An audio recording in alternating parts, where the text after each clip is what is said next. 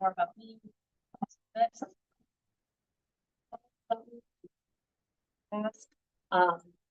But today we will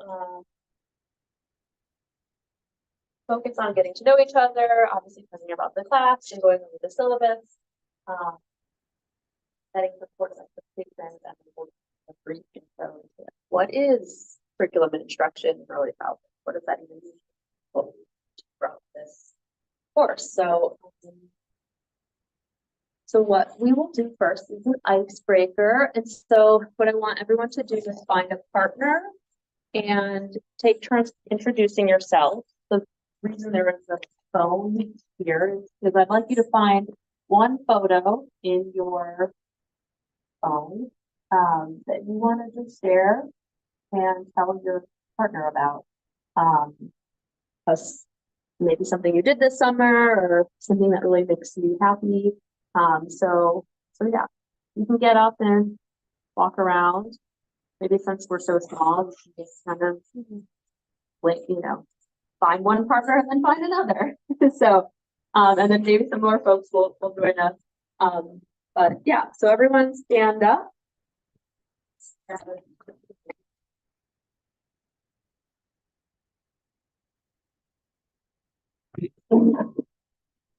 Yourself a partner and for a small group. I think we're okay. And yeah, introduce yourself.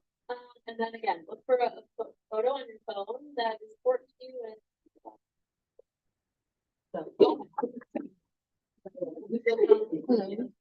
Hello, my name is Alex. Hello, my name is Mandy. What is your major? Early childhood. And I finished with my minor, the TESOL one already. I finished last summer. I just declared my major during the summer, so last summer. Gonna minor in bilingual. Education. Did you do anything cool this summer? This summer I went to the downtown, that pizza place, the deep dish one. I went to there and then had the boat ride. Oh, really? Was it cool? Yeah, it was fun. I like going to downtown a lot too. It's pretty. And then I saw that there was a crumble cookie. I never been. I know. I saw that. I didn't go there. I saw it. I was interested to maybe go there. Oh man, I think I did anything too exciting for summer. Staying home. It was too hot to go out either way. We're just doing little icebreakers. Then join the group, find a picture on your phone that is important to you, and use that as a break by your classmates. Okay. This is my dog.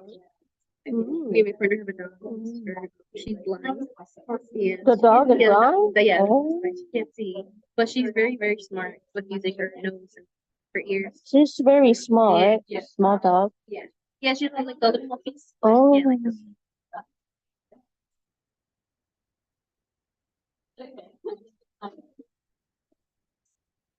Your first class? Yeah, for this and turn tomorrow the 306. Oh yeah, I'm thinking that question. You're in there too? First time they go to each other too. Mm-hmm. We have an official partner. Okay.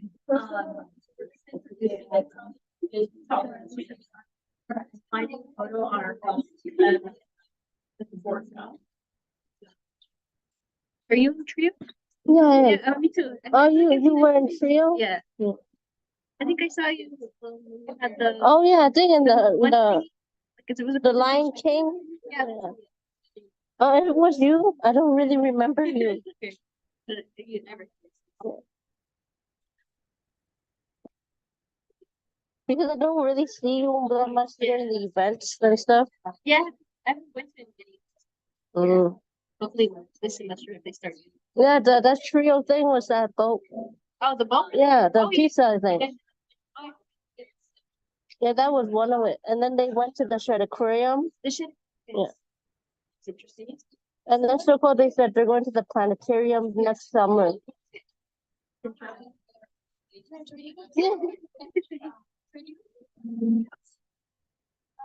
I'm Alex.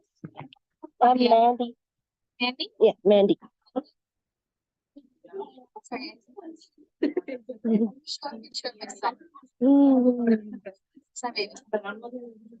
what was just anything interesting you did this summer. Rest. Rest. Ready for today's big day. It was not that hot in the morning, and then like in the afternoon became so hot. I was in the library until like 3 something.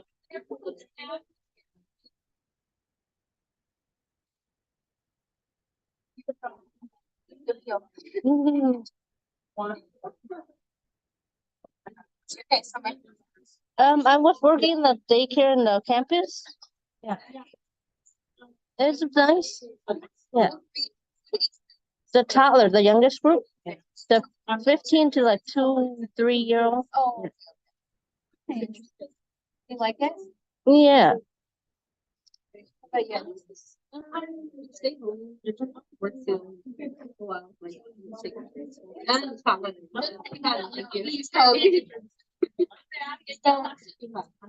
feel about yourself still. So save some fun facts.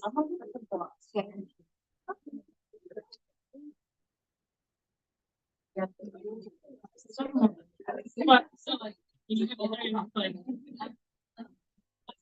guys go out of state or something?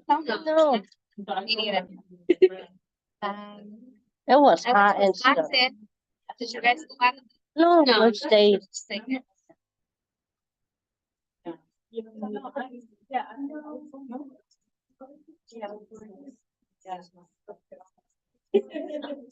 I don't have 5, 4. I'm good. Well, I'm really sad. Did you first class? Yes. Yes. What about you guys? First class? I wasn't working in the daycare early in the morning, so. You were working, And then I was in the library until 3 something. and then you came on here.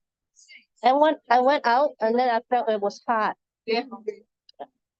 Felt the heat. Yeah, I was inside in the library. It was cold, and then I came out. It was so hot. And then that's how we get sick. Because we're sweating, gushing, and then boom, it's us. That's what happens to a lot of these babies. They go back to school now that they're in school. Today and tomorrow, very hot. Okay, let's come back together. I hope that you met someone new. About them.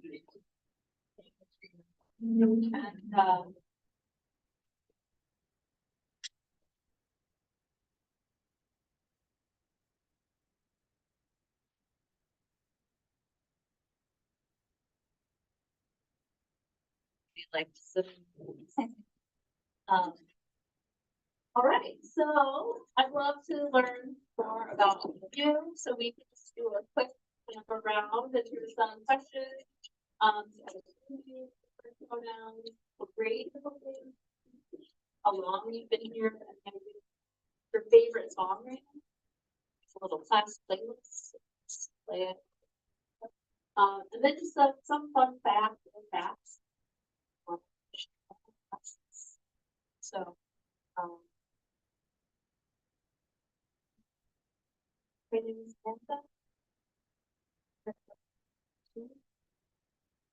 I hope to teach here from the 1 year ago, I transferred to college. Yep. All right, you think just like that. Think about maybe you guys know, write it down later in the house. My favorite movie is Almost Function. My favorite place to travel is Ecuador. I like the pink and the pets. I have 2 fish.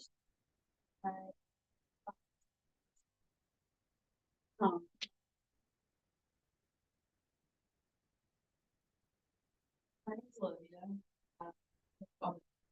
She, her, I, her.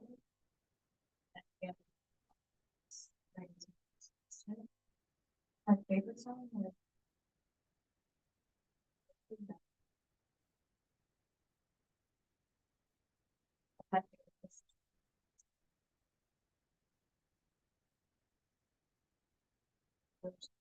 no.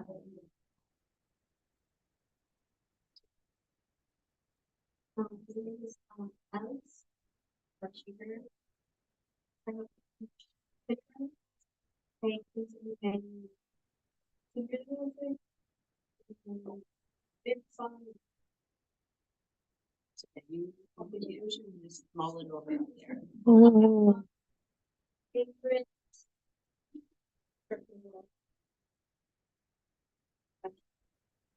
TV show. TV show I'm watching right now is called. Favorite. Search.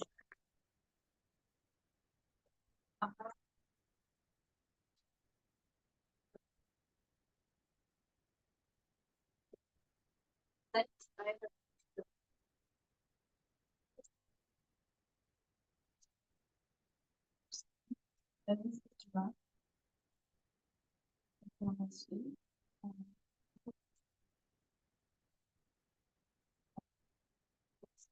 yeah. I just like it.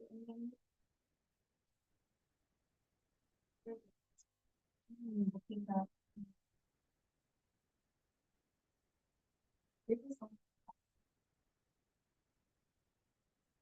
I've been watching. Well, that's what it's about. And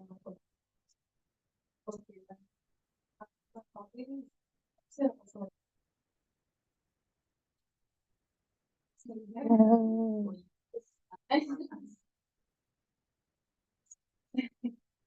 I don't really like that. Sorry.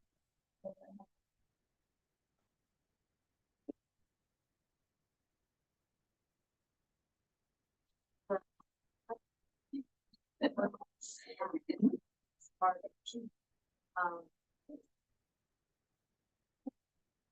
Sandra,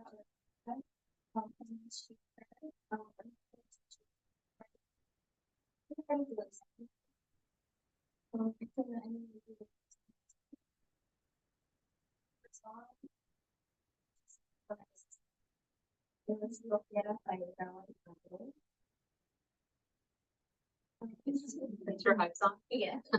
Mm. Favorite movie is the Rocky series. Travel. I've only been to Mexico. I don't think football. Oh.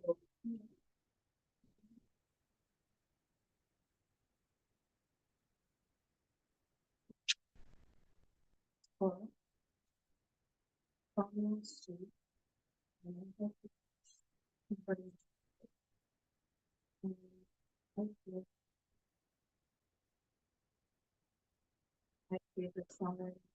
I don't know. My favorite. Well, it's a series. I'm really. I don't really travel. My favorite hobby is writing. And my dogs. They're one's a foster, which is well, and then one's a toy here. Yes, that was well.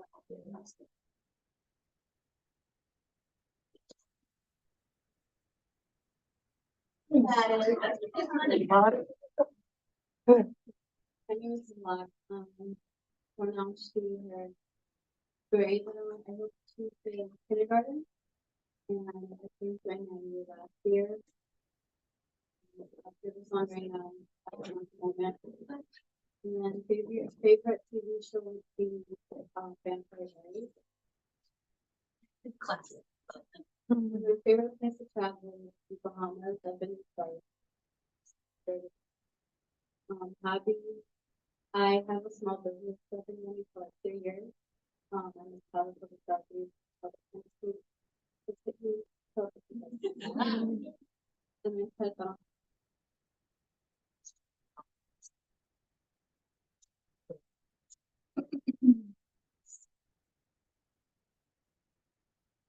Marina.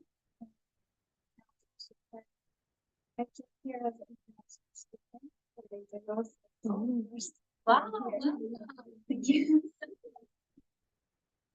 I like some artist songs. My favorite place is travel, of course, in Japan, but last year I went to Indonesia. Yeah, that was so nice. I think I like Uluru. Oh, yeah, great. I don't have any. Wow, welcome. Just 4 days ago. All right. Well, let us know. Finally, do say the things are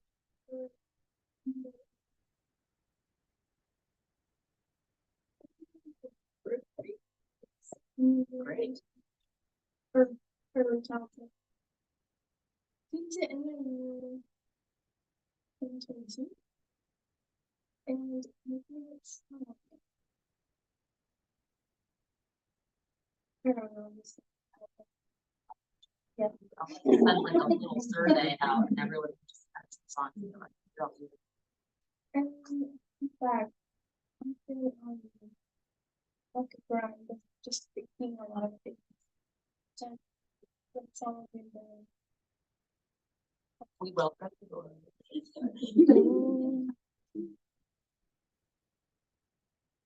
My name is Mandy. Preferred pronoun noun is she, her. Um, is early childhood for the grade I want to teach, and I came to NEIU in spring 2021, transfer from Truman. I don't really have a favorite song at the moment. Um, I don't really have a favorite movie, book, or TV show, even though I do watch and sometimes read books, but I don't really have one. Eh, not really. And I haven't really traveled since I was in preschool, so I haven't traveled. The only last place was China and Hong Kong. So yeah. My hobbies, I like to grow plants from seeds. I have grew avocado, two of them, like very tall recently. Yeah, that's what I've been doing in the summertime. And yeah, and I don't have any pets. Yes. Yeah. Hello, my name's Claudia. Pronouns she, her. What grade do I hope to teach? Like 0 through 2nd grade. And up for the challenge. I came to San School in 2021. My favorite song right now has to be called, I don't know who sings it, but it's called something. Get all this from my son, by the way. I have a 9-year-old. My favorite movie right now has to be Big Hero 6. Awesome. My favorite place to travel, I would have to say after 28 years, I was able to go back to Mexico. So I think I'd have to go back to Mexico. It's pretty big. Not enough time. My hobbies, personally for me, my hobby right now is trying to take naps. I'm a mother, I'm a wife, I'm just everywhere, and yeah, naps are my best friends right now. And I don't have any pets.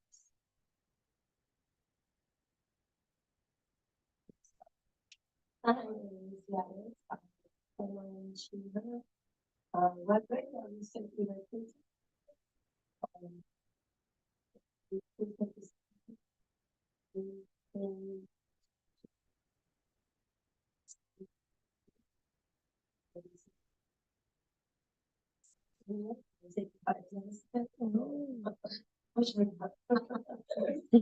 My favorite song right now is I don't know the singing, but like my 20-year-old is a lot, so I think listening to the song all the time.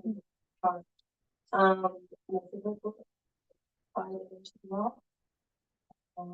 Favorite is Future Italy. It's like it's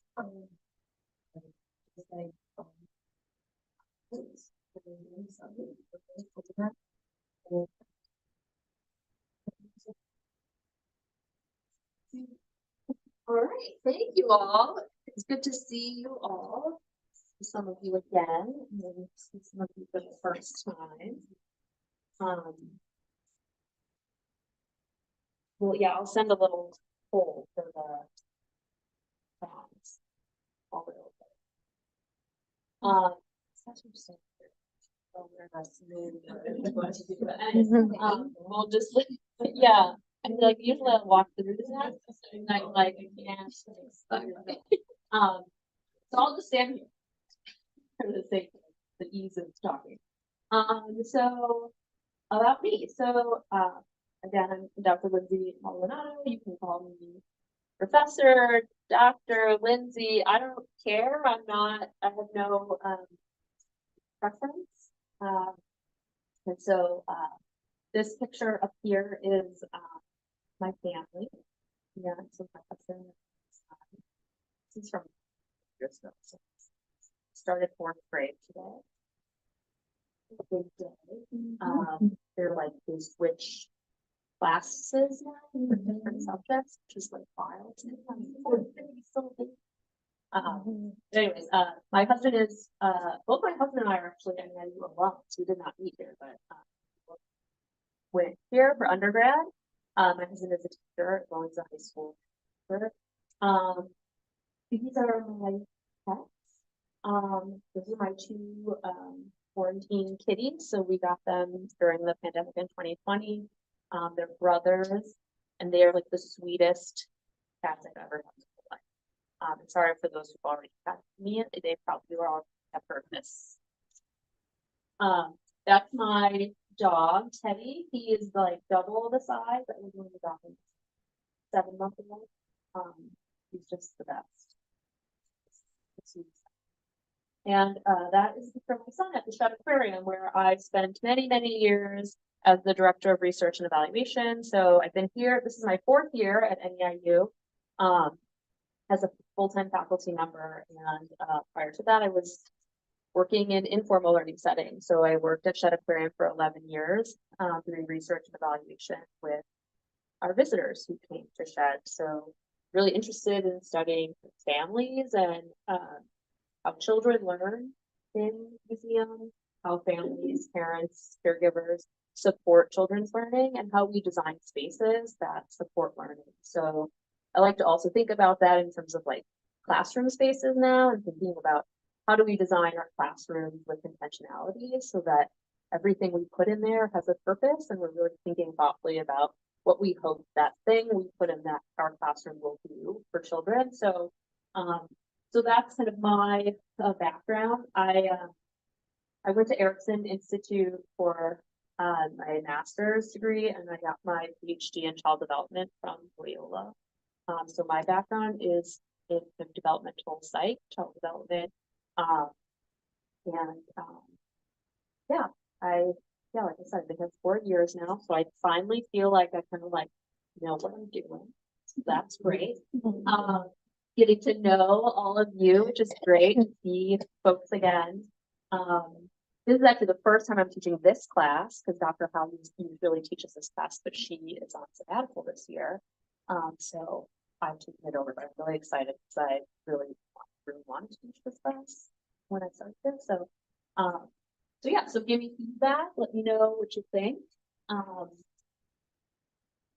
Any questions for me, about me, anything else you want to know?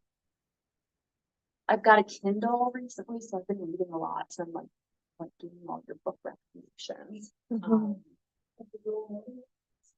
I'm teaching the EDFM 303 again, and then I'm teaching ECE 355, which I'll see you all again next semester probably, because that's block 3, right? So No, so that's the methods of teaching math, science, and social studies. So that's the methods class. So I always teach those two classes. So you will, if you're going in sequence, that will be the next slot. So yeah, you can't get rid of it. Any other questions? Well, we will get to know a lot about each other throughout the course of this semester. And I'm here to support you in any way that I can. So just let me know. Okay, so has anyone read Bell Hooks or heard of Bell Hooks? If you've taken my class before, you probably should recognize this slide. It's exactly the same one. And so I really love bell hooks. So thinking about, I want to obviously talk about kind of my teaching philosophy and kind of where I come from and what I'm bringing to the table, because as we all know, as educators, the things that the values, the things we believe in, our identities, those all shape the things we bring to our classroom. So I really love bell hooks. If you have not read her books, you should pick one up. She really talks about education as a form of freedom, as a way of helping people kind of question the norms that we may have been taught our whole lives, and that true education is really a way to kind of like damn the man, right? Like going against those norms. And so I really love all of her books and the things that she talks about.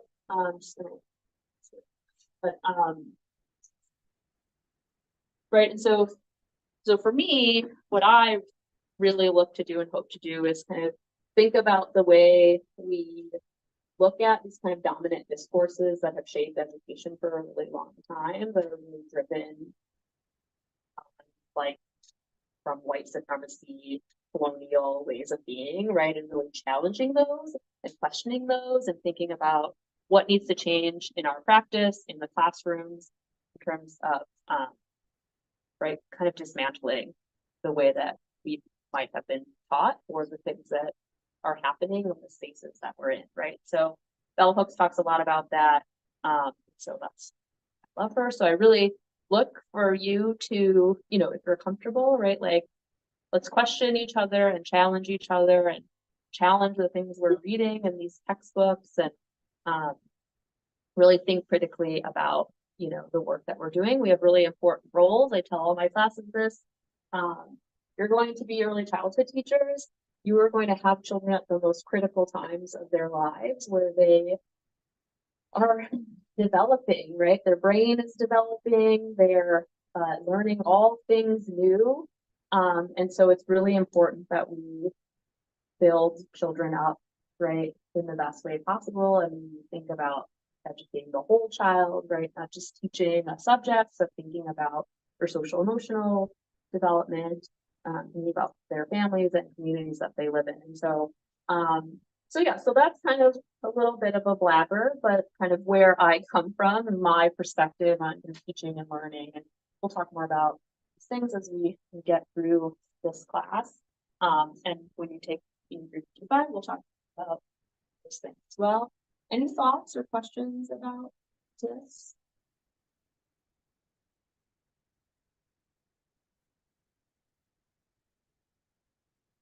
I know that this is a safe space, right, for us to talk about those things. So I encourage you all to take risks and ask questions and challenge each other and challenge me. I won't pretend to know everything.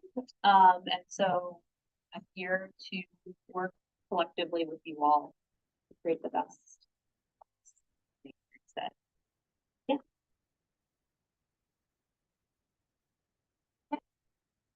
Now on to reviewing the syllabus.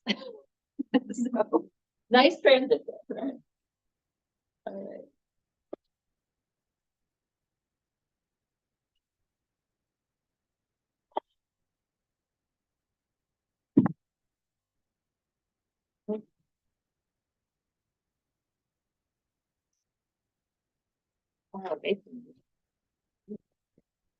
All right, well, hopefully you all have taken a look at this. And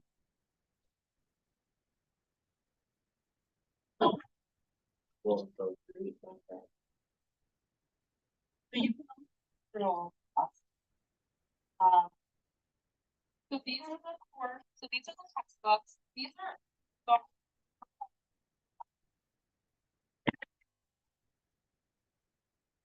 This book.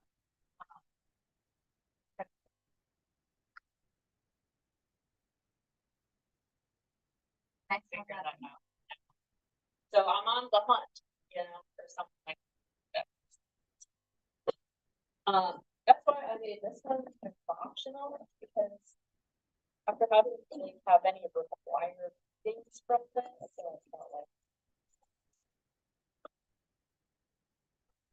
But it is kind of fun textbook, I guess. It's not really a textbook, it's essentially based planning.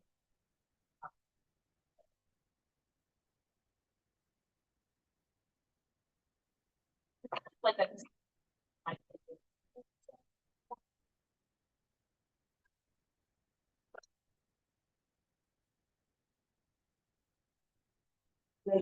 this is the main.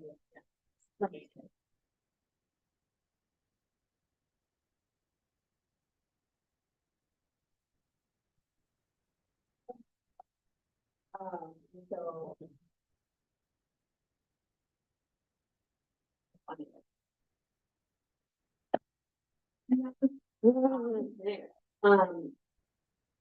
So yeah, so it has kind of like the goals of that being the concepts you might focus on, right? So it's kind of like an activity. But I bought it, so if you'd like to look at it, it's here. Want to do something? Feel free. So that's optional if you want it. Might be a fun teacher text to have someday, but all right, so here are all the course objectives. I'm sure you all read them very thoroughly.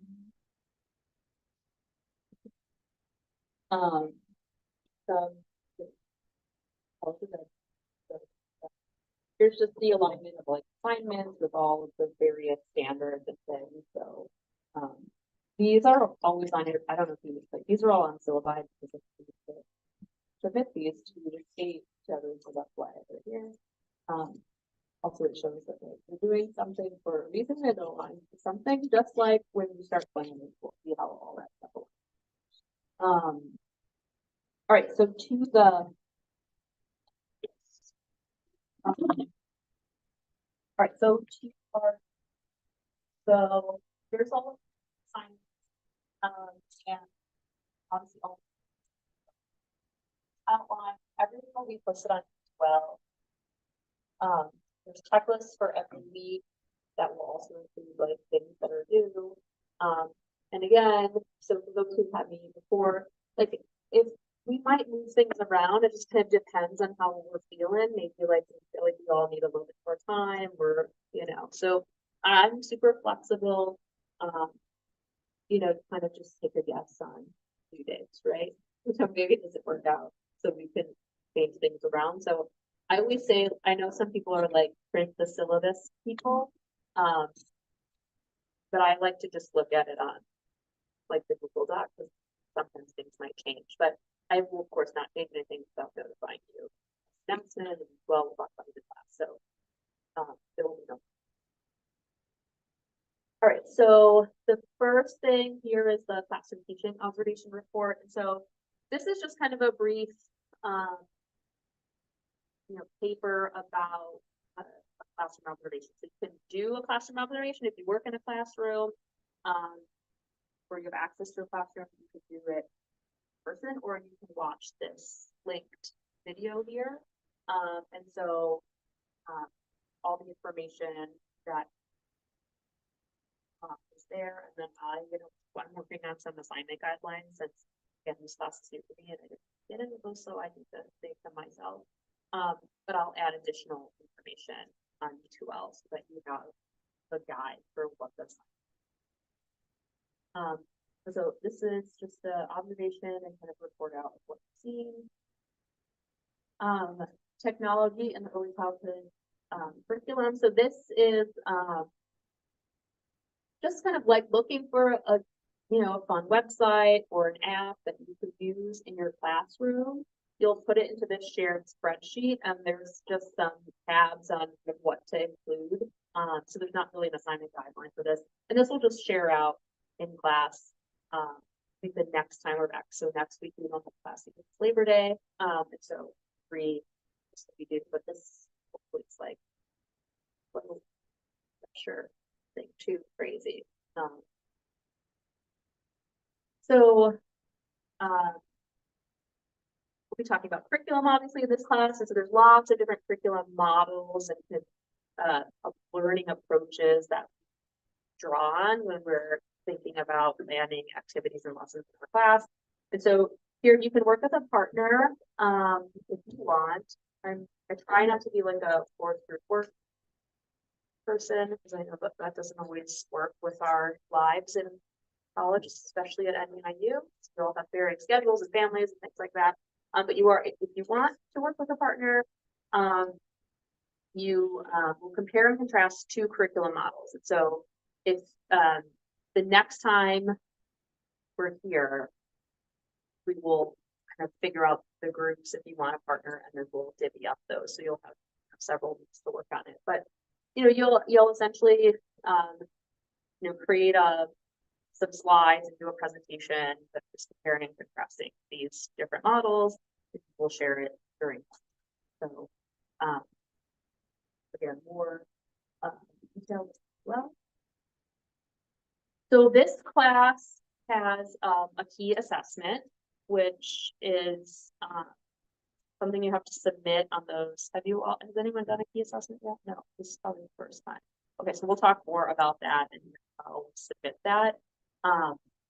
But our program has, I think, like 4 key assessments now. So these are just the key assessments that we use that we have to submit to our governing bodies of our program to show that our students are doing things related to the field and learning about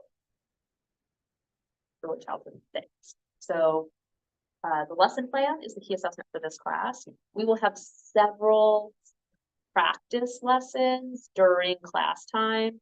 So by the time you get to submitting that final lesson plan, hopefully all is good and it's comfortable. Because the GCOE long lesson plan is what it is. I don't know if anyone has heard from friends who have done this already, maybe. No one's been traumatized yet. So, there's always, after in my 355 class, we have to do a long lesson again. It's long. It's a really, really long, detailed lesson plan, which you will likely never, ever have to write again in your life, because that's just not how it actually works in a classroom. But it's good practice for thinking about how we align our goals and standards and objectives with the activities and things that we want to do. So again, we will work on that. That will be due way later in the semester, and we'll have lots of practice. So okay, so the only kind of forced group work here is this paired micro teaching, because I want you to be thinking about co-teaching, because you might have a co-teacher when you get to your class someday. And so this will be kind of an opportunity to think about co-teaching and what that looks like and strategies for co-teaching. And you'll do that in class, just a mini class. That. Again, the asterisk is optional group work. You'll create a unit, and again we'll talk about what a unit is and the lesson is and all the other things that make those up. But obviously a unit is several kind of lessons and activities, some maybe content integration, and so you will create a unit plan.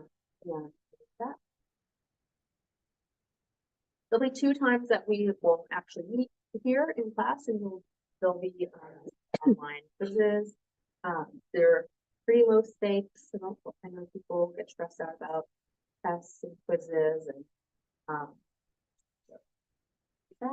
And then obviously attendance and participation. So please come and hang out with me on Mondays and participate when you're here because I hope to not talk this much for the rest of the classes. But obviously first day, it's my show. And then here's just the breakdown. I'll look through all that. So obviously we'll use D2L. Hopefully, you know, by now, you're all here to know that everything in all the classes is only accessible when you're logged into your NMU account. So like any of the Google Docs or any of those kinds of things, assignment guidelines, just make sure you're logged into your account. Use the Google Sheet. I don't know, we might. There's some forms. It's like, well, usually this is a so we might use it, but probably.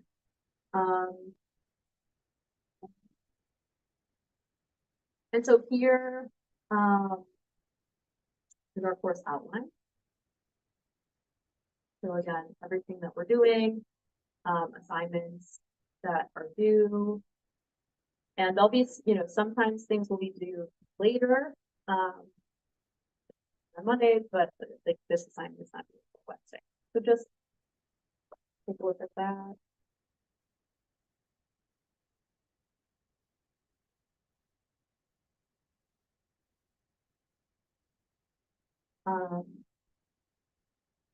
November 1st is the last day to drop the class, so the job is due. So put that in here, but nobody's doing it. We're gonna get through. Persevere. And so here's all the policies. So I'm just gonna highlight some and you can look at the rest if you want. But attendance policies, so be here. If you can't be here, let me know if you're sick or your kid is sick or something is, you know, just communicate with me. If I don't hear from you and you just like ghost me, then will be an unexcused absence. If you have 2 of those, then we'll have to think about a grade reduction. So this has rarely happened. It has happened. And actually I realized get rid of some of that stuff specifically, but so yeah, just be here, and if you can't, just let me know. These are all any ID policies. AI policy, to read this, ChatGPT and other things, right? We all know about that. And it's great. And I am not like an anti-ChatGPT person. I think it's a really great, interesting tool. So we just have to be careful with how we do stuff, right? So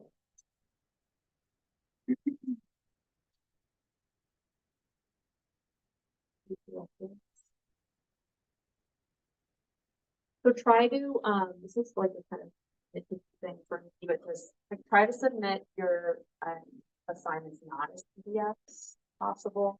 You can share like your Google Doc links or whatever. It's just hard for me to leave comments things when you're like in PDF format. I have to like use Adobe, you know, Reader, and it's just like not as so. So we thought if at all possible. Again, course communication is really important. This isn't really a hybrid course. We have 2 classes that will here, but you know, just let me know what's happening. Like all can't be here. You need extension or something. But I see that I have the microphone. And so I'm also like a revise and submit person. So obviously, you know, sometimes we are just rushing through things and we're like, we gotta get it in. And so we hand it in and maybe we're not feeling like it's our best work. And so I'll let you know if, you know, should revise it and resubmit it. But that's always an option. So just know that the better option is probably just, you know, asking for an extension. So here's the late work policies. Obviously try to get everything in time, but again, I have things happen. for my classes, there's a 24-hour grace period. So essentially you have one full day to get your assignment in before it's technically considered late. And so use that time if you did. If you need more time, use this if life happens extension, right? So again, just communicate with me, let me know if you need more time and we can kind of figure out what it is, when you can get it in. Is it a couple days, do you need a week? And we'll figure that out. If you do have to hand in something late and you haven't, requested an extension in time, there is a makeup day folder in the assignments, and so you can submit all late work in there. So I do accept late work. It just then will, still be some point reduction. You can, avoid that by just communicating with me, letting me know that you need more time. And then the makeup day, I think, so the last day to submit any like late work is 13th. Obviously, to grade everything. Perfect. Any questions about that stuff?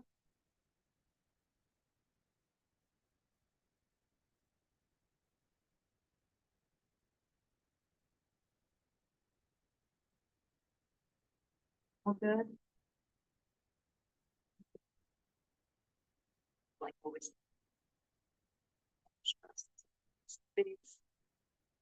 Yeah.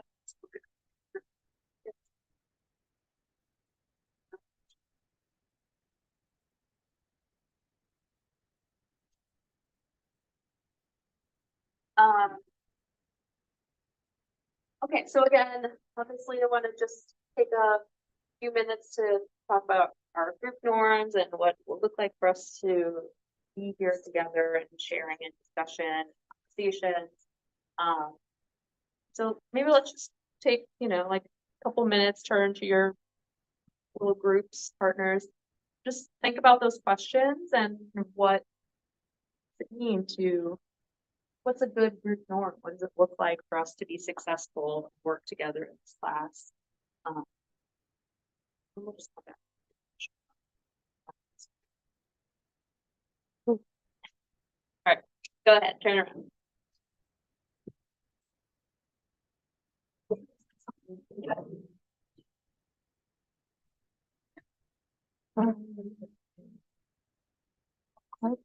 Inclusion. One of the others' contributions. So I would say, like, for sure, getting to know every student and knowing where they're coming from culturally, and then kind of like probably like have like a lesson tied up to how each of them could share something about like the Yeah, I think I culture. did something like that.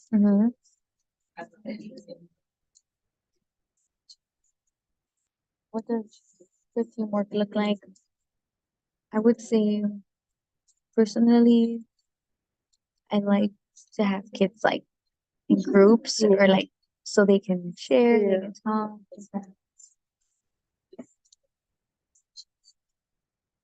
What do you think good teamwork looks like?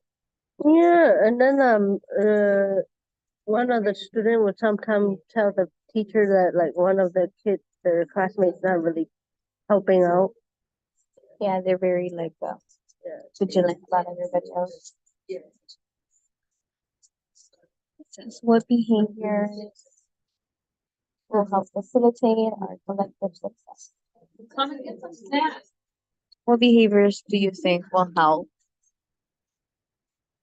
And then like the behavior, facilitate the collective success? what kind of behavior? Is it like I think it's more of the good kind of behavior, Of course.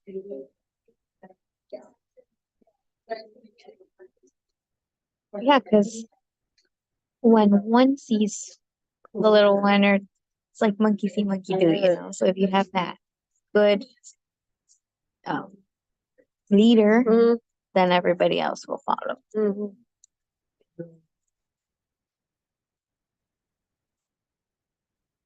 But also, Okay, so what did we come up with here?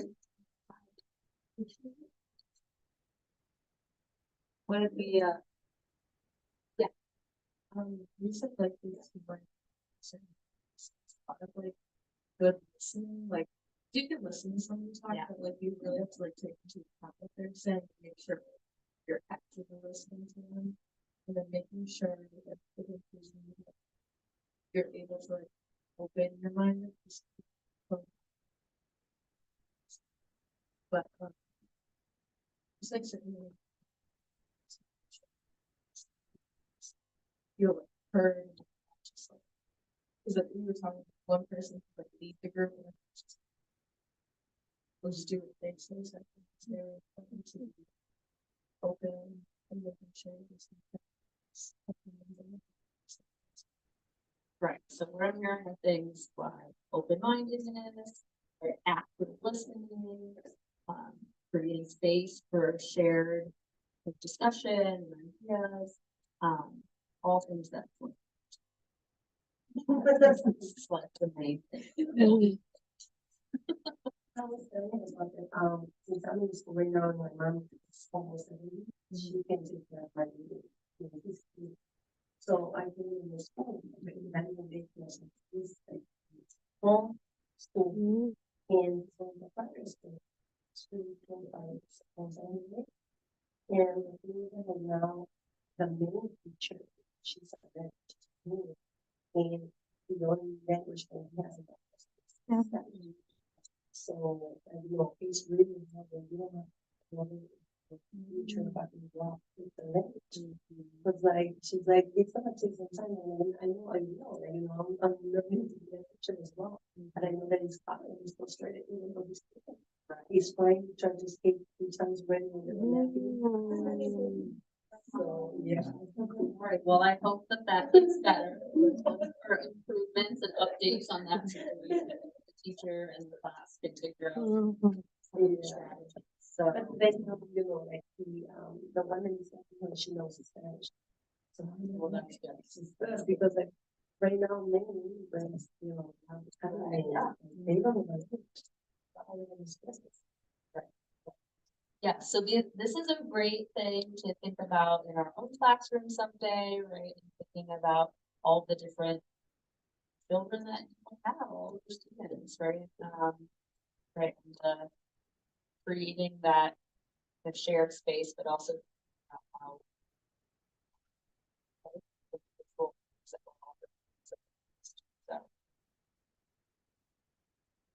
what else? I'll chime in for what Gladys said. So we do have, like where I work at, we do have a lot of immigrants coming in. And some of these kids are very traumatized too. And that's what sometimes the teachers don't understand is these kids are going through so much. Like, and I think this is kind of goes with how do you create a culture of inclusion? Because that's what they don't think about. They don't think about how they come to a place where like it snows, you know, where it gets cold. Like these are things that need to be talked about. And some of these teachers don't talk about that. So I feel like, you know, introducing yourself and letting the kids know that, you know, wherever you come from, you know, you're going to be supported here. It doesn't matter. So I was telling my partner that for like, when you introduce yourself, I think what's best is to let the children know that, wherever it is that they're coming from, like they're allowed to tell us like, oh, you know, I used to like to play this, what, you know, back where I used to live, or just express themselves a little bit of what they used to do in their own, you know, wherever they came from, just so they can feel welcome. Just like little, because I feel like that's how some kids don't talk. They kind of shut down. They don't want to do their work, or they're kind of just like you catch them just kind of looking off, dazing off, and it's like gotta have that connection, especially when they're little, because they look up to you and they get attached really fast. And that's the age where it's like, you know, you could trust me, but you also have to show that to them because they don't know that. Yeah, I think you have some interesting points. So I think one thing to think about this is for our class, right, is thinking about like asking questions, right, and kind of understanding where people are coming from, asking more about our own lived experiences, right, some similar things in classrooms, but also thinking about like trauma informed education and care and how that is something to be thinking about as educators.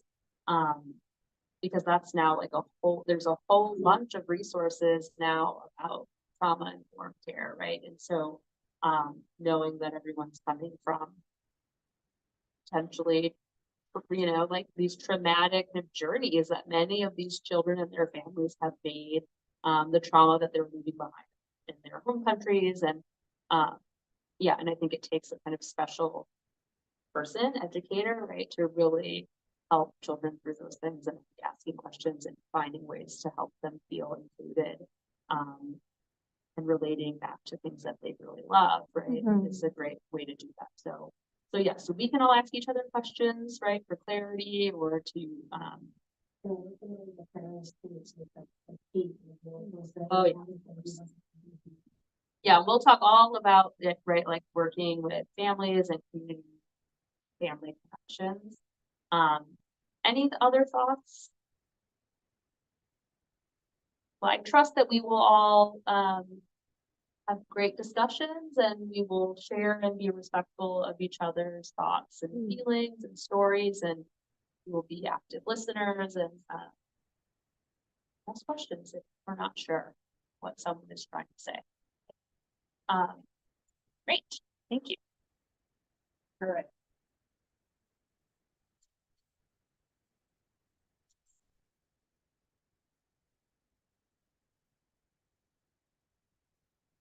Okay. What is curriculum and instruction?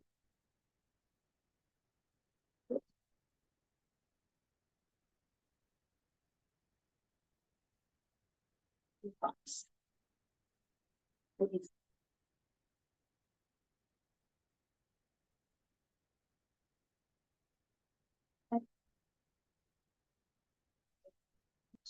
Okay, so like some rules and guidelines that follow.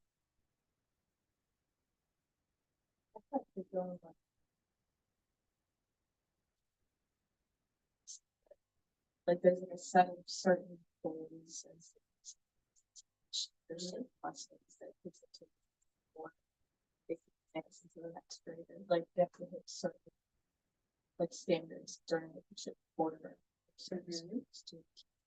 Yeah, so it's guidelines and rules for teaching, it's standards and objectives, and yeah, all these kind of benchmarks are included within curriculum. Yep. Yeah, so your pedagogy, right? So you hear this word, right? So how you teach, right? The strategies in which you use to teach whatever it is you're teaching, whatever content it is.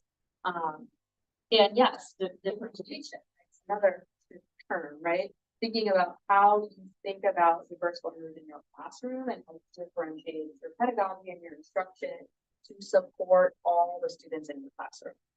And that will look different for some of the students, right? So we're just going to thinking about that. What else? Thoughts? Yes. And Olivia, I think your point, right? So curriculum. So we will talk a lot about like the Skyline curriculum, which is the so the school curriculum.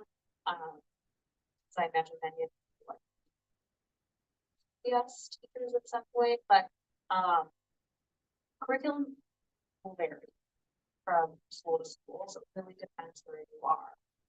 So this class will give you hopefully enough framing to kind of understand all the pieces of a curriculum, so that if you're somewhere else outside of CPS and you're using it, that lingo and language. But yeah, it's not like that. Here's just the curriculum for all early childhood, right? It'll vary a lot. Any other thoughts or questions?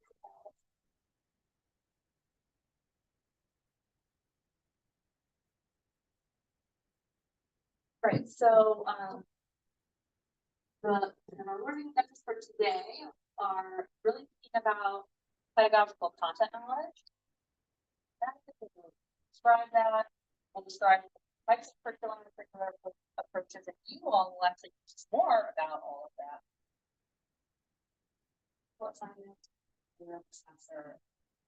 think about instruction, technical approaches, think about TAP, we all know TAP.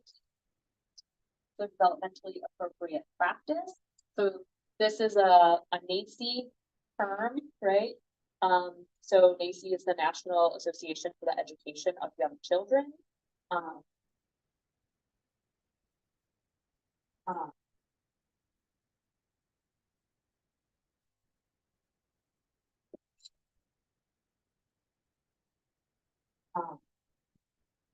And so many early childhood best practices come from NACE, and so developmentally appropriate practice is those things.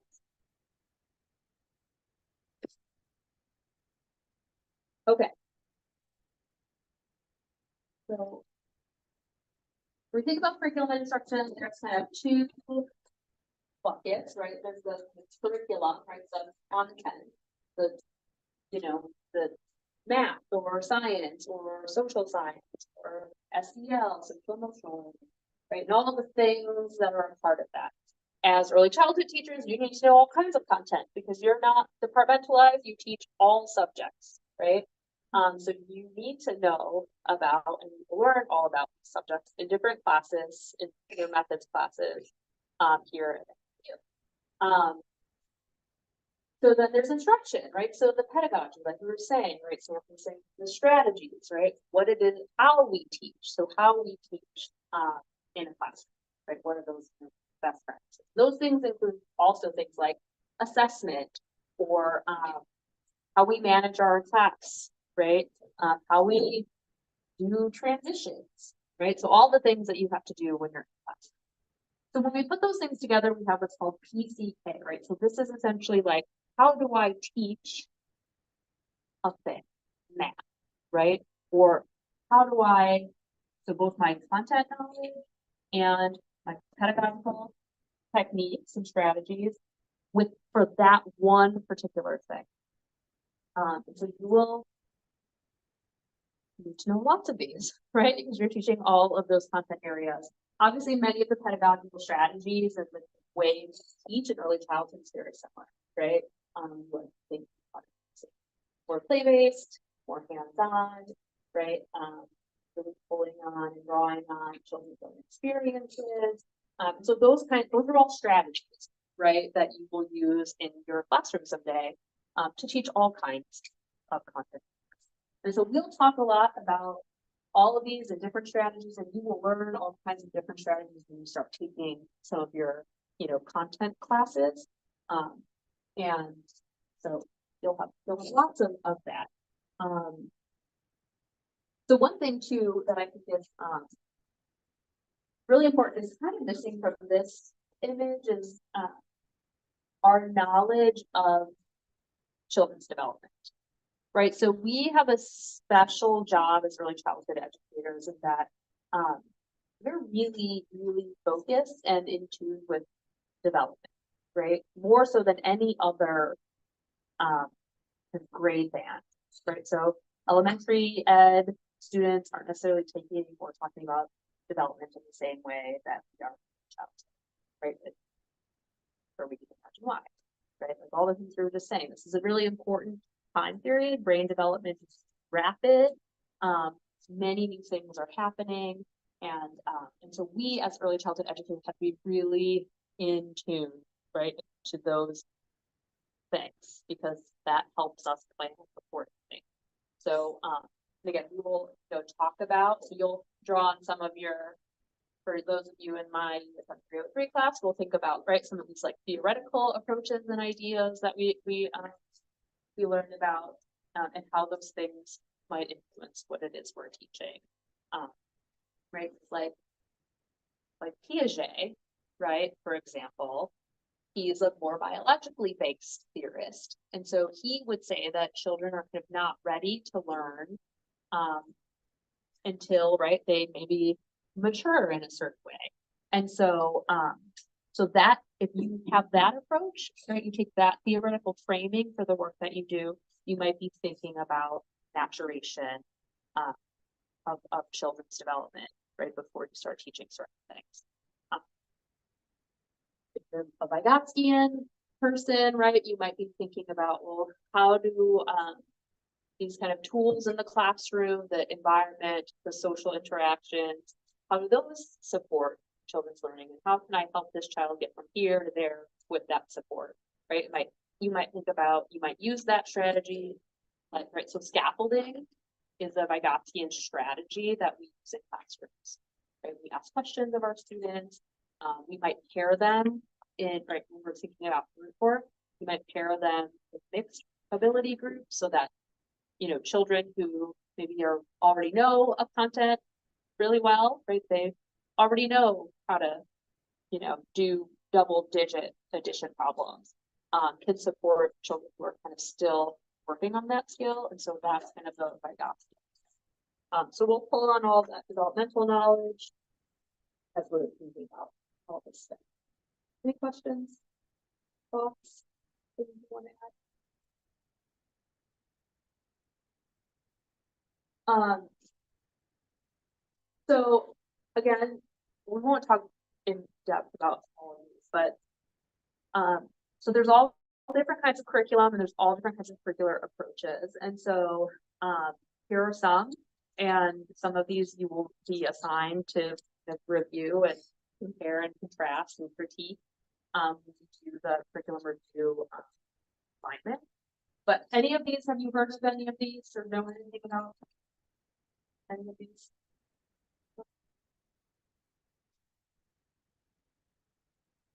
So high school, story, skyline, yeah, so skyline.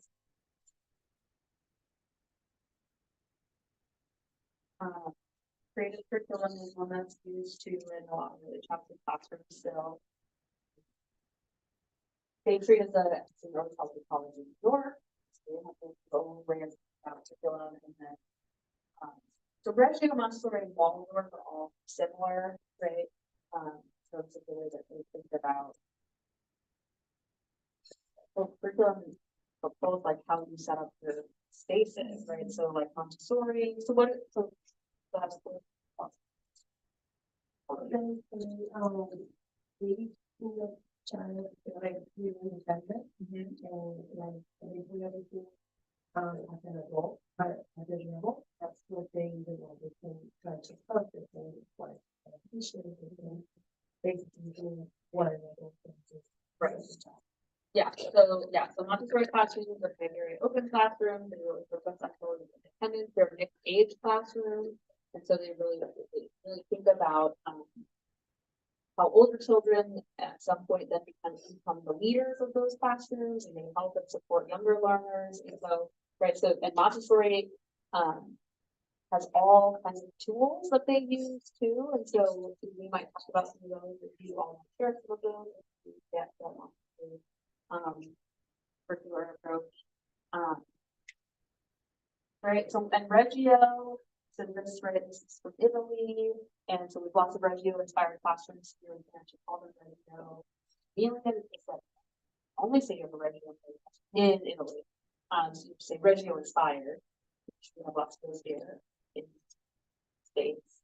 And so those are right, they really believe in like the child having like 3 teachers, right? So the parent, their actual teacher, and then the actual environment. So the classroom itself is a teacher. So again, say earlier, and thinking about kind of the intentionality of use of this kind of a Reggio inspired way of thinking about how we pull. And so it is likely that we will pull from all of these and we will be inspired by many of these things, and then we will use those in our you know, depending on where you teach, you might have tons of freedom to create your lessons and your curriculum and your classroom, work however you want. And in other places, it might be a little bit more restrictive, right? So you're going to get the range depending on where someday. So, but you still can pull on from these, you ideas and approaches.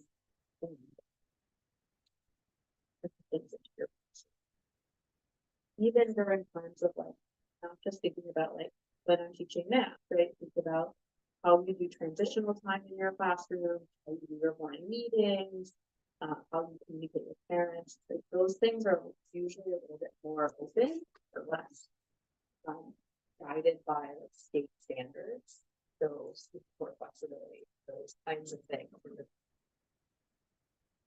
But more to come on that. So this is just a crazy little graph for visualization of all these different approaches and how they're similar and different. We won't how this.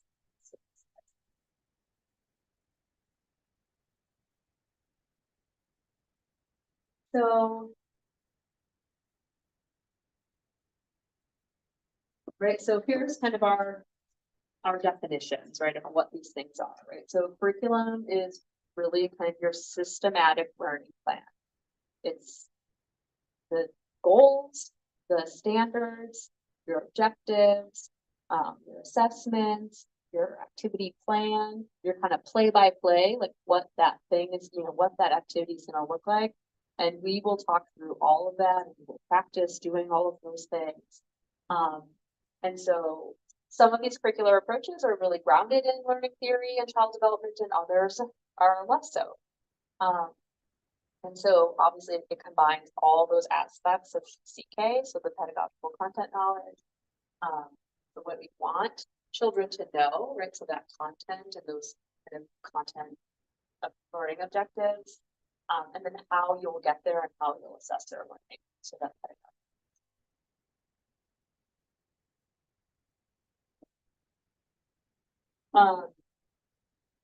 so instruction encompasses a lot of different things. This is like by no means an exhaustive list.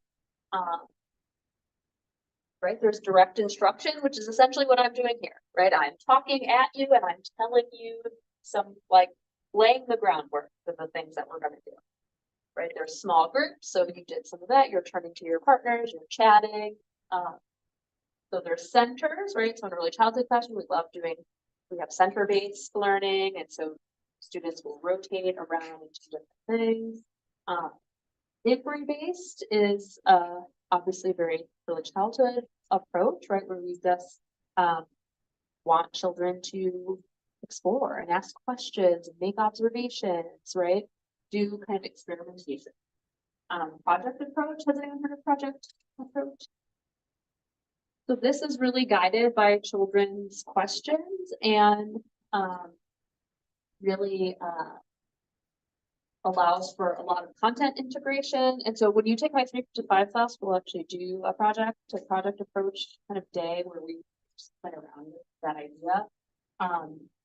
But it's essentially like you have one theme or topic, and then you might do that for a couple of weeks, and it will integrate all kinds of content areas. It will include all kinds of objectives.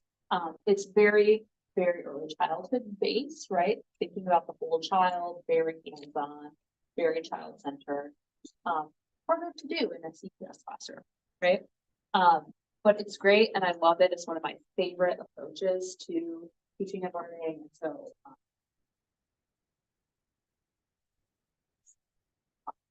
and then obviously all these other ones that you can see this right? These smaller things like the scaffolding that we just said, right? This is an instructional strategy and an approach that you will use. Asking questions, modeling. Right? We want to model behavior and the learning that we want children to see, and so we do those kinds of things. So lots and lots and lots of pedagogical approaches, instructional strategies. We'll do some of those, and when you take your methods classes,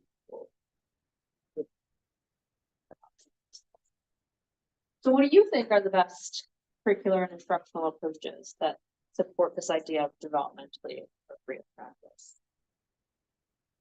What do you think? Centers? Okay, tell me more. Why do you think that? What I remembered in English school, I know in science class, centers, there was one book, but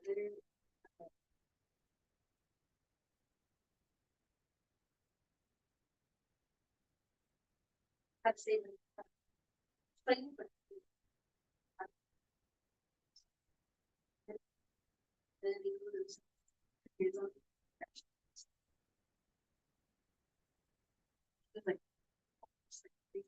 Yeah.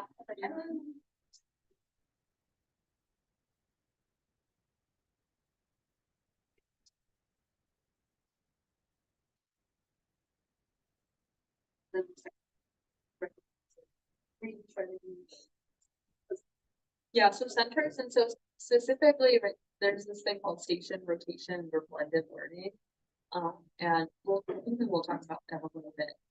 355 plus we do our assignment on station rotation, and so this is like you have centers, and so one of those centers that your students would circle to would be like a teacher-led station, and so this is where you will, assess children's learning, what's going on, where are they at, and then there's other, there'll be a tech station where they might have some iPads or computers and they're doing some kind of activity related to what content is you're doing. And then some collaborative stations where your students are working together to solve problems. You can have as many centers and stations as you want, but this is a really great way to differentiate instruction because the teacher-led station can, again, be used kind of any way you want, right? So you can have mixed groups if you want, or you can break up your groups based on kind of ability and where children are, who maybe what they, some children might need help with some content more. And so you'll have that group with you and you'll have a different thing you're working on. And so you're really able to kind of think about what it is that each of those students need in your classroom and use this approach, to tailor your instruction. So yeah, so centers and this blended learning is really great. What else?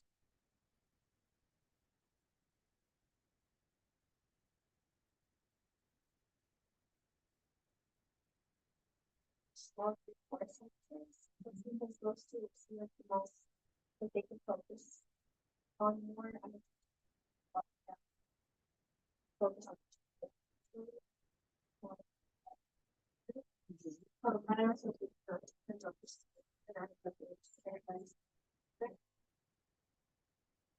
Yeah, so small groups are great, right? Because you can also think about that differentiation and that kind of approach. But it's also really important that young children learn how to work together, right? And so it's not just about the assignment that you're giving them or the task you're asking them to complete, but it's also you observing their social emotional learning, how they're working in a group, right? Because we want to create just like great citizens of the world, right? And we want them to know math and science, and we want them to know how to read and all these things when they leave our classrooms, but we also want them to be kind and learn how to get along with each other, have strategies for how to support, disagreements or whatever. And so sometimes small groups are great ways to see that, right? So you can see how the children are kind of working together and supporting each other. You can see if someone's struggling with something. So yeah. I think it helps them too with time management because it's like you can set a timer and they automatically know okay, clean up and rotation. Kind of like consistency. Right, because setting routines will be really important, right? At the beginning of every school year, you'll spend at least a week or two, right? Setting routines with your students, and maybe it's right, like having a timer or a small group time, and they know these are the steps that they need to take when the timer goes off. So routines are a big part of kind of your curriculum planning too, right? It's not just all these little things. Making them responsible too. Because I remember when I was in preschool class, she used to have the teacher used to have those Velcros, like they stick on, stick off, and they all had their names. Yeah. So it's like, all right, move it on to the next. Oh, I forgot my name. But constant routine. Yeah, I agree. Responsibility is the thing. What else? Any other thoughts? Just but I feel like with like certain projects. It's like one kid could have. So yeah, so project approach, so I'll offer some clarity. So project approach, as I was talking about it here, is really a thing you're doing in your class with your students. It's not necessarily saying go home and do your family group. Right? It's like a classic. That's Okay, right. Right, because we have to be mindful, right? So a lot of teachers too now are eliminating homework because the variability of support at home, right, across every child is so different. And so it isn't helpful for a child to have homework if there's nobody there to help them, right? And for whatever reason, doesn't mean their family is bad, right? It just means like maybe their parents are working and they're at home with, you know, their grandparents or their aunts or their older siblings or right. And so and they'll, you know, their older siblings are in school, so they have their own things that they're doing. So moving away from homework is one thing we've been seeing for the last several years. Which really is why we're even first grade. But yeah, so the same idea with like creating projects, right? And of course, at some point, you'll probably ask your students to do this because you do want, right, to learn more about their families and their communities, and so you'll find ways to do that. That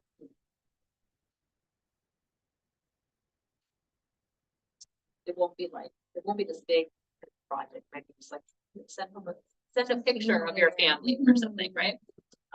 But yeah, so project approach is the approach you would use in your classroom. And so you would do a project, say about like, and then you can use that to think about math and science, social science, your neighborhood, your family, and the business area.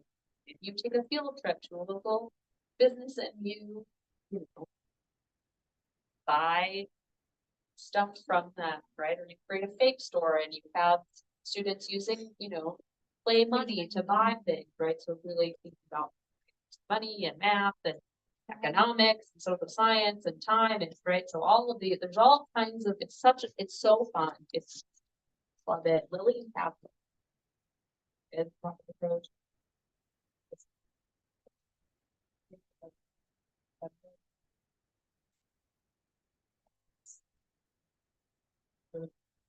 Like, I know sometimes I didn't think of it. I was so like, well, that's how to remember the school.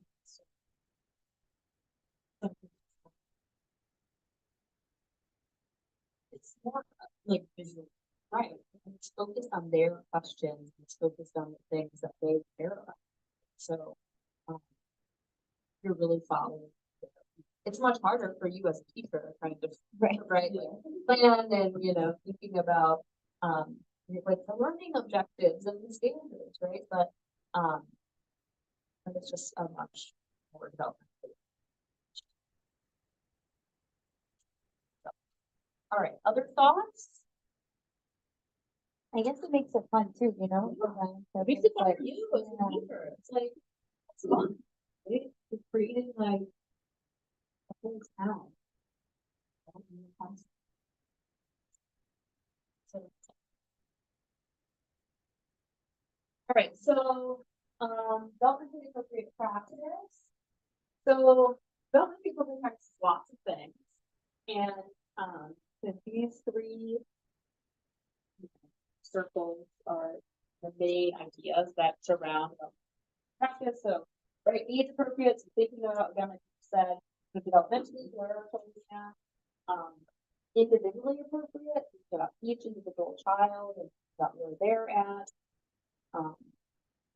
Socially and culturally appropriate, so obviously thinking about where that child comes from, their family, their community, their, you know, both their individual and social identities. And so incorporating all of those things and keeping those top of mind for planning. So we might have ideas, right, and standards that are guiding the work that we're doing because we're going to have to do a Common Core kindergarten standard for math, right? It's going to tell us this is what that child needs to learn by the end of this lesson.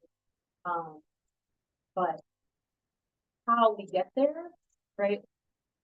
That's when we need to be thinking about all things.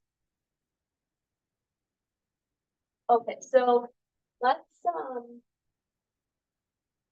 it's a QR code, or if you're in the slides, put that there. So I've been using tablet a lot. Is anyone use tablet? Yes, many of you use tablet. My other side. I like it. So this is just like a little brainstorm. So if you guys want to just like, again, you can get together and chat with each other. And just add to this board.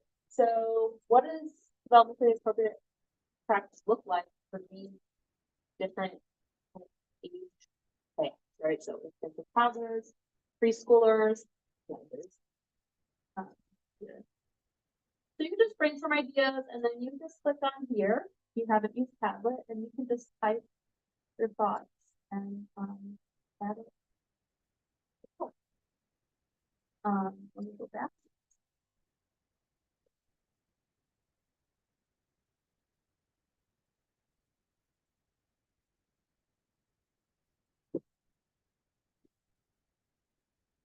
Is everyone there or with at least a partner who's there? You don't all individually have to add. Important small groups. So let's take a few minutes to kind of brainstorm some ideas and chat with our neighbor, and then you can start adding to there. And then we'll come back to me. We'll chat about it. Everyone's good? Are you all there? You're.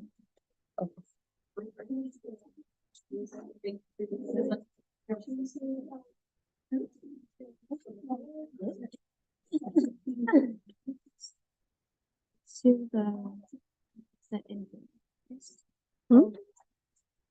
I think it's the infant. Oh, and you're not logged in with your NIU account. You have to log in with your NIU account. So you go to your report, but NIU.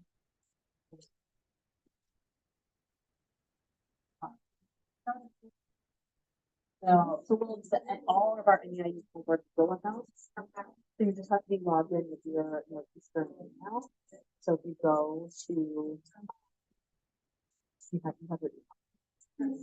Okay, yeah, so if you just log in on there and you get back into Google, it should open everything for you. Yeah. So for security like purposes, we need to have everything like on the platform. So yeah, just let me know. Yeah, but try to look that login. All right. Good? Yeah. Yeah. So what is that for the infants and the so infants and toddlers? We're almost we're staying. What do you think for infants and toddlers?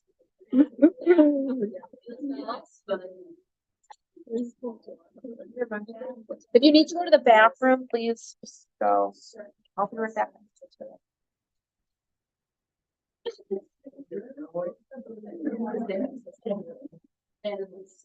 Okay, so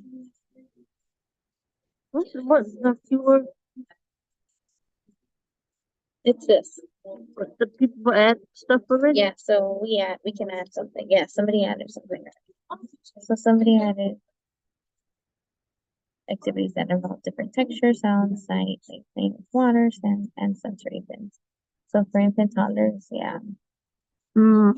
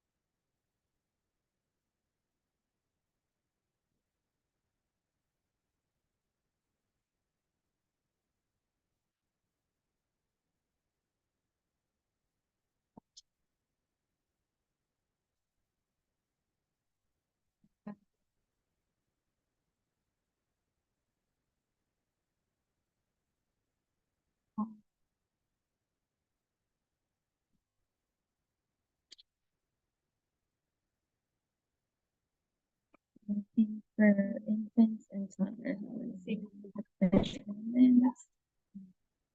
what else do you think? You that you work with infants and toddlers, what do you think that you focus more when they're little? Grabbing, So when they're infants is really walking, and then balance, grabbing, like the vision sight, and their hearing to see if they can hear.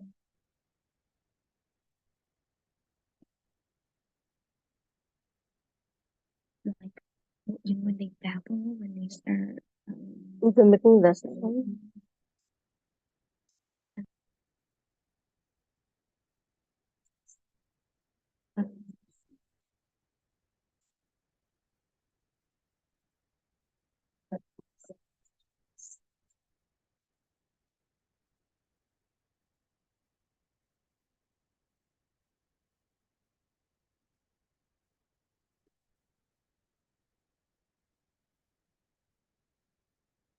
Sitting, balance, walk, grabbing, sight, hearing, sound making. What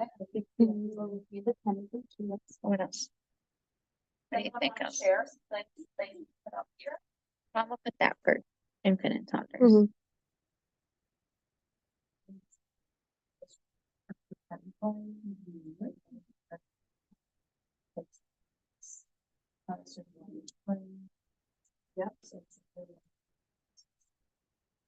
Okay, let's do preschoolers.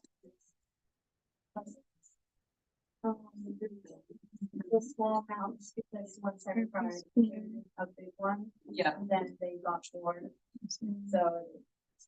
Yeah, but yes, great for motor, for spatial reasoning, so puzzles are big for math. So math skills. They're for preschool, right? Huh? For Preschool. I think they can start cutting. Scissors.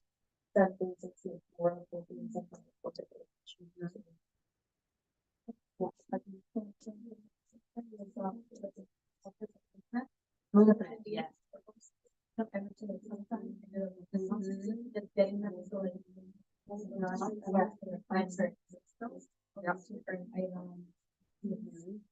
Right, yeah, so infants are, right, there's a lot of physical growth and development happening in the first year, first 18 months, yeah, so incorporating lots of movement.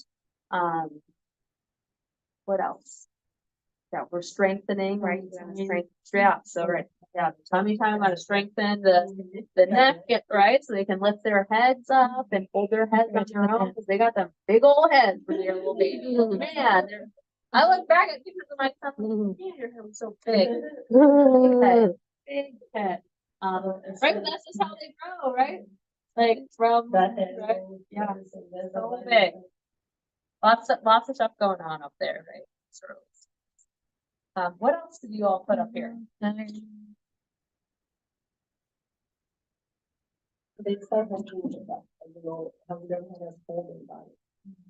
So lots of, right, so infants and toddlers, right, so developmentally appropriate, classrooms are gonna have, yeah, like things for them to grab onto, right? So toys, things they can put in their mouth, right? A lot of cleaning and sanitizing. That's right. But right, we want to be developing, right, the strength in their bodies, because that's a big thing that's going to allow them to crawl and then stand and then walk. Forget about it. Right? Running all over the place. What else?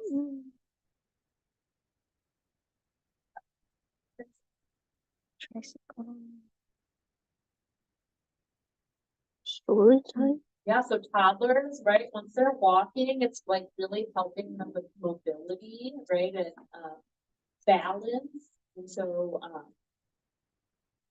walking and riding little scooters or balance bikes and those kind of things. That's what I are want. really good. Body training, also learning scooters, tricycle.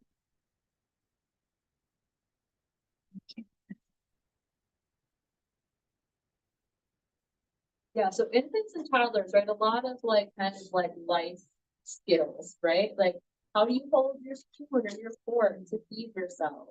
How do we clean up after ourselves? Routines, right? Building those Sharing. kinds of like life skills is really important.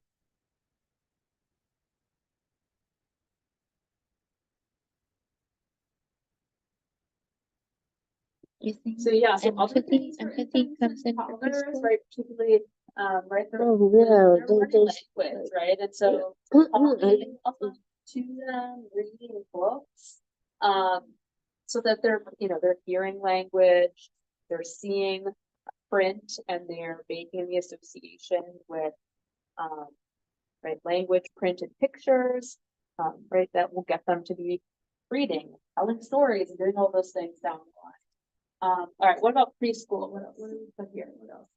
So, Olivia said kind of play, social interactions. Yeah, preschoolers are super egocentric.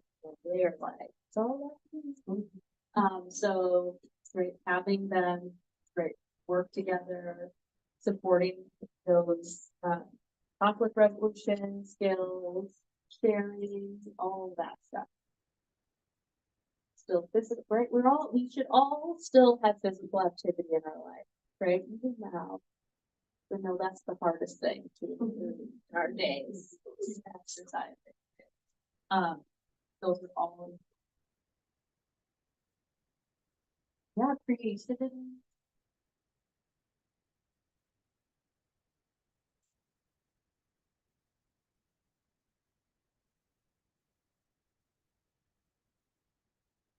Yeah, these students are starting to learn to write their names, write letters. Their penmanship won't be super great, right? So that will be a skill that we'll continue to work on into adult days.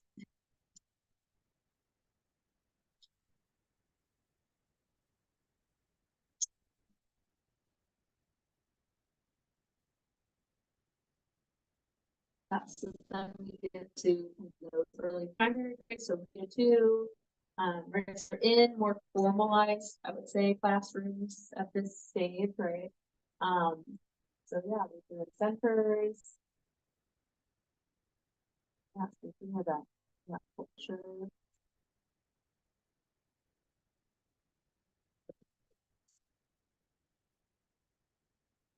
We think direct instruction is developmentally appropriate.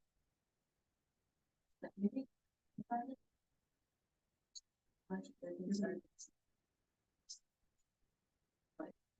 And having to learn how to sit through a lesson, like in like school, like not moving around a lot, jumping lessons. I feel like it's developing in kindergarten and then eventually that's also. Yeah, and I agree. It's all like early primary classrooms. You're going to have this time that's going to be like an introduction to your lesson or your activity. And so, you know, it can be some kind of direct instruction. It can be not a lecture, right? Like we're doing in our college classrooms or in high school, right? But it would be some form of the teacher setting some expectations, talking about what you're doing, maybe reading a story to set up the modeling what it is. So yeah, there'll be some form, right? Very much like things. Sit down, listen. Here's where you might see. Here's where your classroom management skills come into play, right? You have your whole group sitting on the rug. We're talking to them, going and John over there, jumping all over the place, right? And these two are chatting with each other, right? So you'll be learning the strategies, right? How to bring folks back in, bring all those kids back into what you're doing. And that will usually look like a lot of just like directly asking students. Right? Or you'll have to just like be really bouncy and you'll just like get them a little bouncy chair. Let them bounce. Because sometimes that's just great. cannot all just be stupid. Sit still. Go learn fast. Nice. Do things, right, in a speedier way, so that you're not getting caught up, distracted. We're just. It's hard. I don't well, it's like, you know, thinking about how you set up your classrooms, right? I mean, having a run, right? It's important. You want to have run time, full time. You gotta have that routine as part of your day. You want to maybe have tables, right, where they're sitting together, some desks, right? But some classrooms don't have desks. You know, so you have to think about those room arrangements and what that looks like, and you need to, you know, how children work together, how to collaborate. So, the classroom is important. But yeah, so definitely, so there'll be certainly some direct instruction, but maybe not in the most traditional way. Yeah, independence, yeah, having independent work time where they're working on activities by themselves, or then they're a partner. Solve problems. Yeah, so all this content stuff, right? Yeah.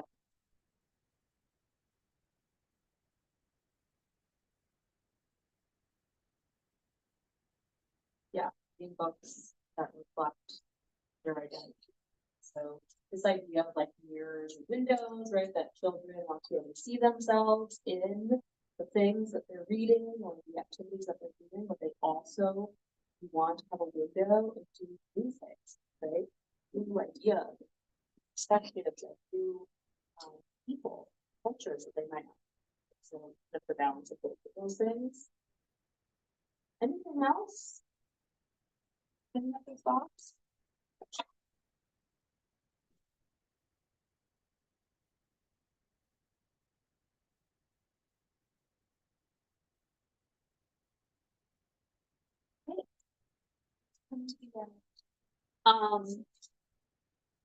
So I know it's a lot, first day. You'll have all of your first days this week in all of your classes, so you will be creating your, in your planners, virtual or paper format, whatever they might be. So, you know, let me know how you're feeling and what you need.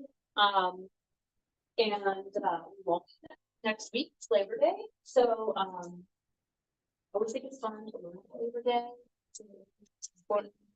Here at Northeastern, because we're a union campus, so I'm a unionized faculty member, and Labor Day it's a big part of unions and fair working conditions. And you all someday might be unionized teachers, and so it's a Labor Day, and how we got to this. So we'll be back here. And we'll share out what we do when we come back. So just make sure that you find, you know, an app or a website, you know, with activities for young children. You can use the link that's in the syllabus. And I think it's on page 12 for this. But if you need help or you have questions and you don't know, like, this is the kind of what you should be posting, just email me, share with me whatever you are looking at. I have to take a look at it. This is really very open-ended, so it's just an opportunity for us to share some resources and things that we found we're finding, and they'll all be in a shared document as well. So I like to create shared tools so that some other resources too that you can find. Any questions? Yes. I'm excited to learn about curriculum and instruction. Do it.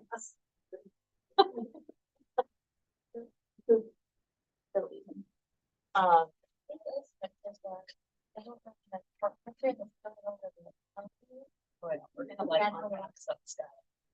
how many of you think you will teach in 3 p.m.s? Most of you. Other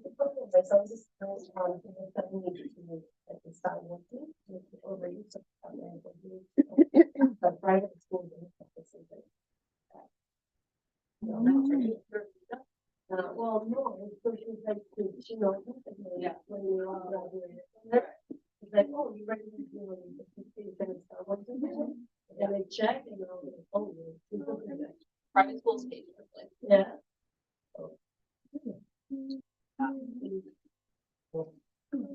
Because you don't have to be elected. Not, I mean, some private schools will require that, but not all. Also, before you all leave, so hopefully you all will be teachers, and that's my hope, but if you are, also have a new non-licensure track. You all heard about this, or seen, okay, awesome. Perfect, okay. So that track is, kind of the same courses all the way until the end, and that's those projects.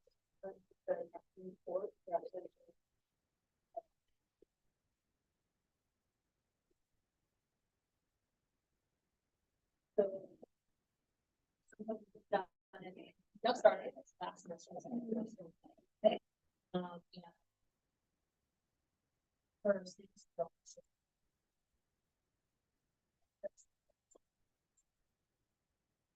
they want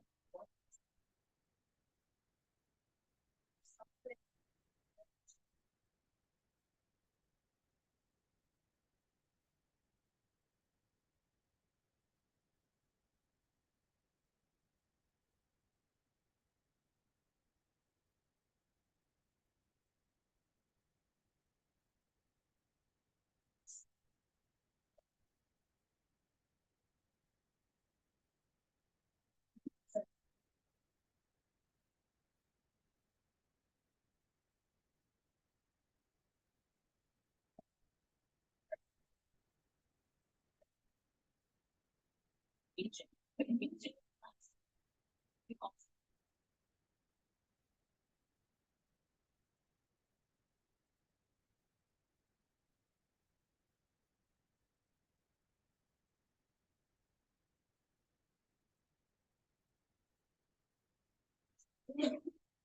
Lots of things you can do with them.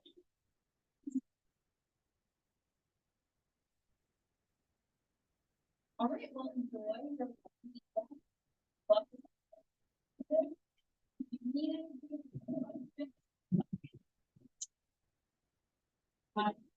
um, and yeah, see you in a couple weeks.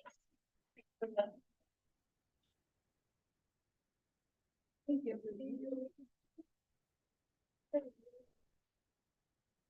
Thanks, everyone.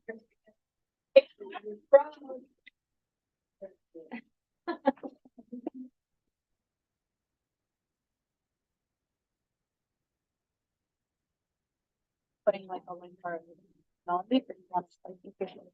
Yeah, so the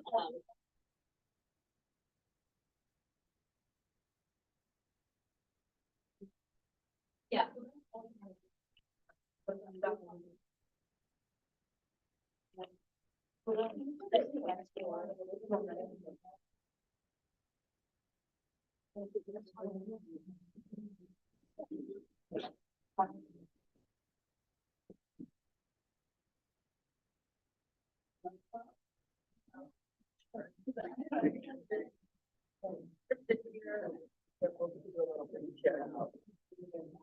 Okay.